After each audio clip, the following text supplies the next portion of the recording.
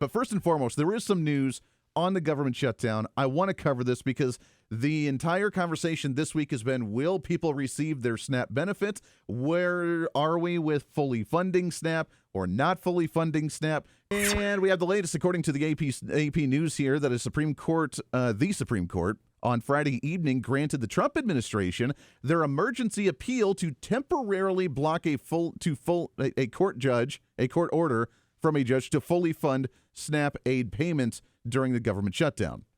Now, this should be common sense, and this goes right in line. They're very consistent, at least thankfully, of saying, hey, you can't do nationwide injunctions. And that's probably why the Supreme Court ruled against the lower court, the federal court, that tried to order the Trump administration, which they did last week on Friday, that said by Friday you have to fully fund the SNAP benefits.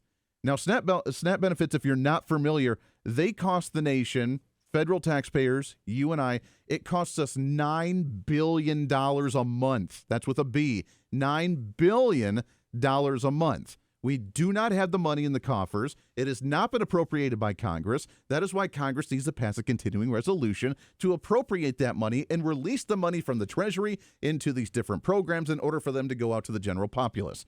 We still need to have a conversation about reforming the idea on why 42 million Americans are on SNAP benefits in the first place. That's a major cause of concern for me. It hasn't gone down since the Obama administration, when before that we were sitting around 18 to 23 million people in the nation on SNAP benefits. And then as soon as Obama got in 2008, 2009, it shot up. It doubled to 42 million, and it's been there since. They said back then it was because of a recession.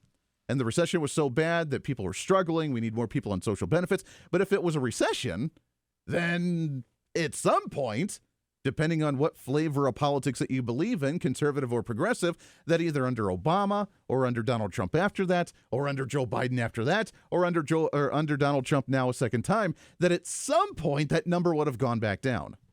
But it hasn't. We've gone up to 42 million under Barack Obama in 2008, and it has plateaued and stayed there since then for the last however many years that is, not quite 20 years. That's absolutely insane to me.